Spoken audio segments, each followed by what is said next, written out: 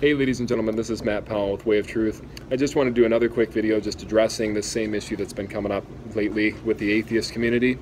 So recently a lot of atheists have been coming out against me, and they're upset because people have just been leaving their community and coming to Christ and getting saved. Well, that statement doesn't sit for two reasons. First of all, making a video response is no indicator of emotional state, and there was nothing in my original video, which yes is being responded to in this video, that suggested I was emotionally upset. I mean, if making a video response in and of itself is a sign of being emotionally upset, then surely you're emotionally upset in creating this response to my response. Fact is, that statement has some basis in what you're about to say next and how you're just about to attack me, quite clearly upset at the fact that I dared to critique you, making me think that this is just you projecting onto me. All I did was question the story Matt Powell threw out and wanted to further highlight this Christian persecution narrative which equates an absence of authoritarian dictatorship where everyone marches lockstep to their interpretation of the Christian faith, that this is some great conspiracy against them, that there's some great cabal. I hope I don't have to explain why. Secondly, you're just talking total crap with the movement of believers. Atheism is not shrinking, even though atheists have among the lowest birth rates of any demographic. Ergo, the number of people becoming atheist or coming out as being atheist far outweighs those becoming religious. Religions gain numbers through birth rates. Atheism as a demographic grows through education. As they say, the road from Christianity is littered with red Bibles. So I have to ask, what exactly are we supposed to be upset about in this reality? It just seems to be more of Matt Powell's mental masturbation, his ego jerking.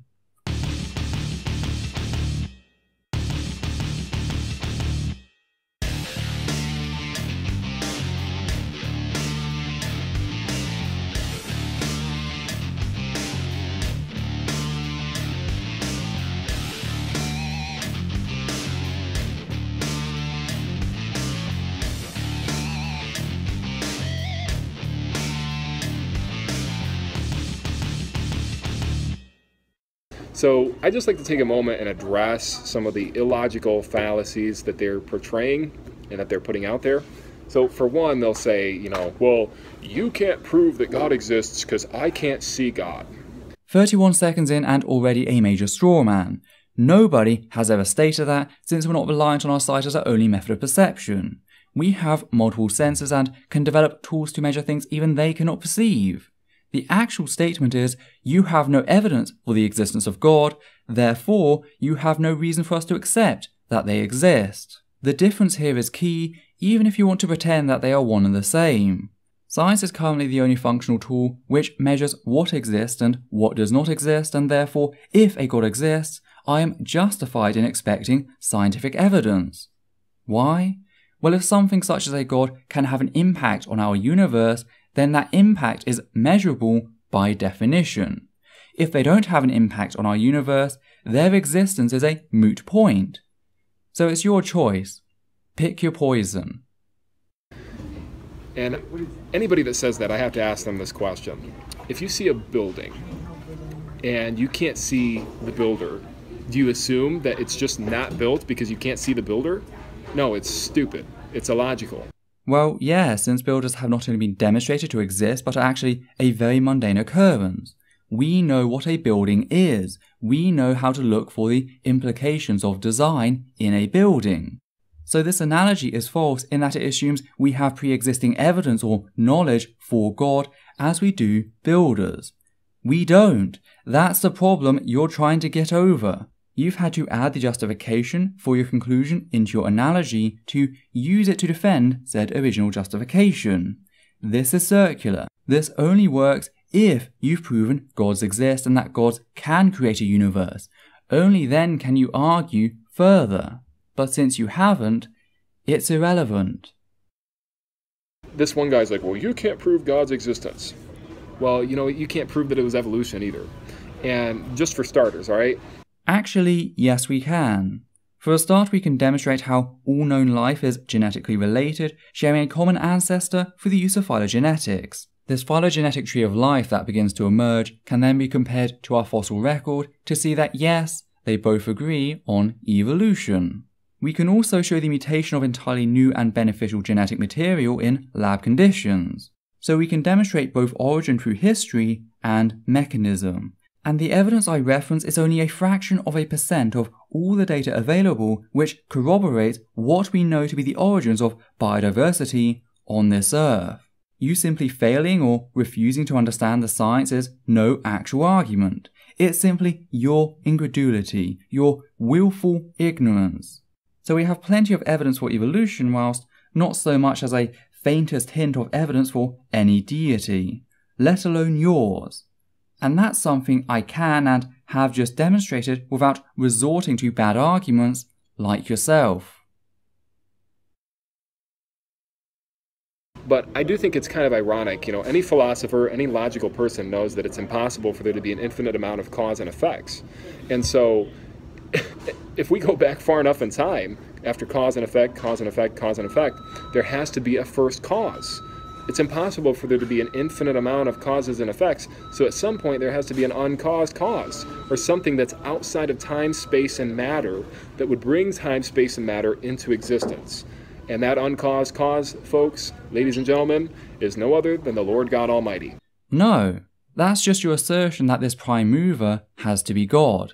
I can assert the exact same of the universe itself, so that the universe is a self-forming prime mover, or that it always existed in some quantum state and merely changed to what we currently observe. Any excuse you can give God, I can give the universe itself, and if you deny that, all you're in fact doing is resorting to special pleading. But it gets worse for you. Unlike you, I don't have to assume that the universe exists. You have to not only assume that God is the prime mover, meaning that God is self-contained, but that God exists as well as God could and did create the universe. I meanwhile just had to assume one thing and one thing alone, and that is that the universe is a prime mover, meaning that the universe is self-contained in its existence. You are making far more assumptions, each one weakening your position in comparison to a self-forming universe. Now, due to Occam's razor, which tells us that arguments which make the least assumptions are superior, God as a prime mover is secondary to the universe as a prime mover until you prove that A, God exists, and B, that God could create the universe, at which point it only draws as an equal hypothesis to a self-forming universe. Equal, not superior. Under stringent review, the cosmological argument shows God as an answer to be an incredible failure and nothing more. That's just one argument. I mean, we could go on for hours and hours, but another argument that I like to use with atheists, and obviously it needs to be brought forth here because a lot of people just obviously aren't logical. So basically, let's say, for example, me and all my atheist friends online, or I'll say acquaintances, just happen to become friends. And so we go to the beach and we're hanging out, we're having a good time, maybe we'll go swimming or something. And, we look and I see on the shore, I see a sandcastle. I'm going to say, hey, I think somebody designed that sandcastle. I don't think it washed up on its own. I think there was an intelligent designer that made that.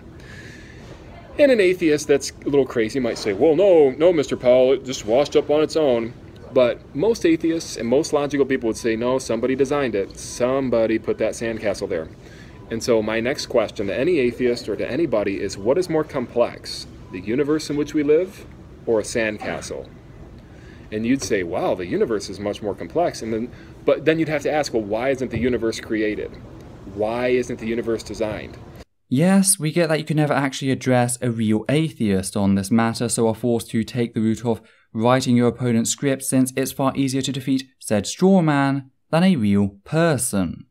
A true analogy would be looking at a pile of sand on the beach and you claim that said pile of sand was designed. Hell, you are doing just that. You are asserting that piles of sand are designed. And yet in your analogy you rewrite the narrative as us having knowledge that said object is a sandcastle, an object we know said origins for. But that's not accurate, it's not honest, it's deceptive. Your quote, sandcastle is just a sand dune with no evidence of being shaped by anything other than the wind, the tide, and some other natural processes. Also, please define a unit of complexity in science, as the statement that the universe is more complex than a sandcastle is not a factual statement that can be tested until you do just that. But then an atheist, what they'll do is they'll turn it on its head and say, well, see, then God would have to be designed if God's more complex. Well, it goes back to the uncaused cause argument. There's a first cause. So the first cause definitely has to be outside of time, space, and matter. If God is who he says he is, then God has to be outside of those three things. And he has to be, obviously, he's much more complex. But the thing is, he wasn't created. He's the first cause, see? And so that's what atheists leave off. They'll say, well, you have to apply that same logic to God. Well, no, you don't, because there's a first cause. There's an uncaused cause. Any logical person knows that. Any philosopher knows that. So when somebody says, well, it could be anything but God, that's just stupid. No. What's willfully ignorant is the fact that you clearly know this to be total bollocks, yet think that your weight of pure assertion changes that fact. It doesn't. If you say, well, complexity doesn't actually necessitate a creator in God's case, I can say the exact same for the universe. Any protest otherwise is just special pleading and nothing more. You don't get to have your cake and eat it at the same time. And, atheism is stupid, and you're like, oh man, I'm so offended. That's crazy you'd say that. Well, you know what? I said it. It's stupid, it's illogical, and you know what? Just about every atheist I've talked to lately has either just gotten really mad and upset and left, or has either trusted Christ and gotten saved and rejected it. Back in reality, meanwhile, we've calmly and collectively pulled apart your arguments, exposing your poorly formed conclusions. Now, if you had some credible evidence to give, you'd respond to the issues raised in a genuine fashion, going by what we have said and not what you wish we had said. Your strawmen don't raise you up as some great thinker. They cheapen any goal you may have.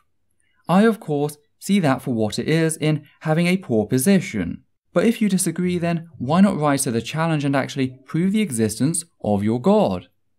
And this essence of thought humanist guy that just keeps attacking me. Keeps attacking you? I made one video, and besides that, the only contact we've had is me sending you my video.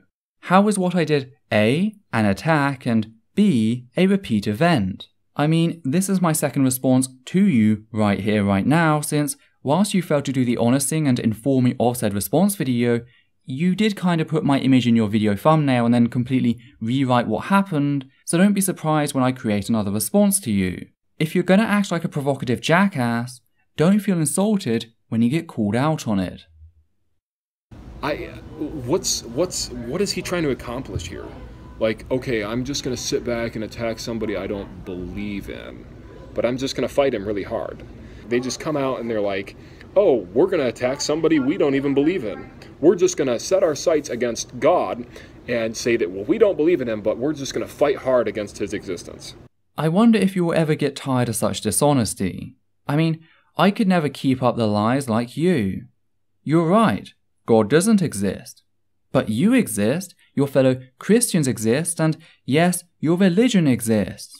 Now, your religion in particular maintains itself as one of the most cruel and vile ideologies in existence, justifying the maltreatment of human beings on the apparent whims of some unproven deity. That is more than enough reason to critique your disturbed little death cult. In fact, even if none of that were the case, I'd still be justified in critiquing your religion on the basis that it holds no water at all. Some of us in the human species genuinely care about the truth. I know, it must be hard for you to imagine that from the world you come from, but we truly do. So when you spout shit about a group I'm part of, I have every right to call you out on it. So by all means, wallow in your ignorance. But some of us actually want to achieve something better in life. And if you're going to ask me, well, who created God? Well, you might as well just ask, well, who baked the baker? Or who designed the architect? Who painted the painter? That's an illogical question.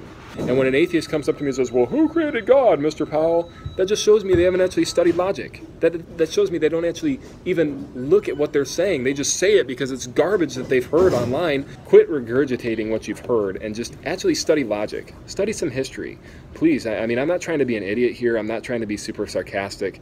I know I can come off as a little sarcastic sometimes. You really should stop projecting and take your own damn advice. Asking who created God is only as illogical as asking who created the universe when you have argued that something as complex as the universe must have had a creator, which is even more complex. We know it's shit from an outside perspective, but it's entirely sound in the premise you initially forwarded. It's based in your logic. We take your standard of logic and turn it back on you. So every insult you're throwing out is actually directed at yourself. All the atheist is doing here is holding you to a consistent standard, and you can't hack it. Atheists, if you want to get on my channel and, attack me, feel free to type out any propaganda you have, but just don't use profanity, please, because I have a lot of kids that watch my stuff.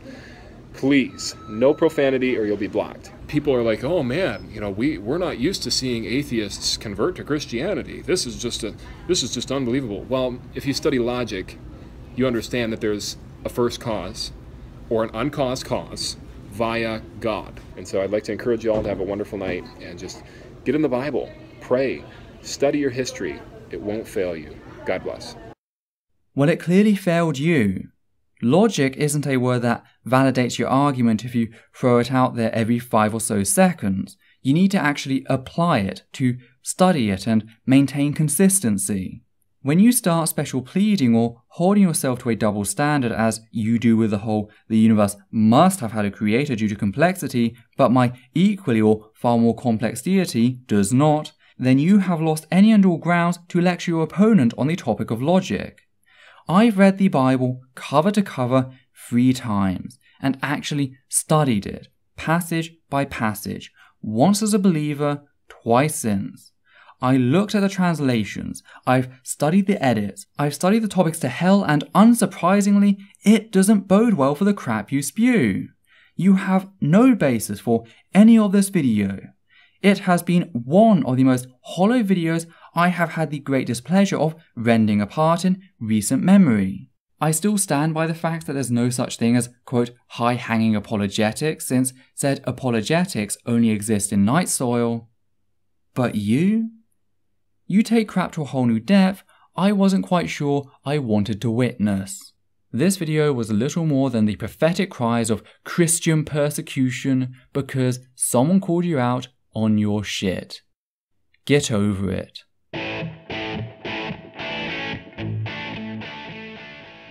Hi there. I just want to say a few things here at the end of the video before you go.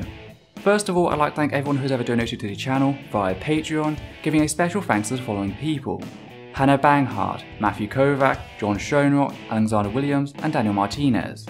Your support has ensured this channel its ability to grow over the years, and for that we are truly thankful. I'd also like to ask that you comment down below and like this video, as well as subscribe and follow Essence of Thought on Facebook and Twitter. Please also consider following Atheist Alliance International on Facebook, an organisation dedicated to helping atheists around the globe. Do note, any comments utilising language which insults others on the basis of perceived gender, sexuality, ethnicity or ability, both mental and physical, will be removed immediately and the commenter may be blocked on the moderator's discretion. Let's keep this space one which upholds the humanist values.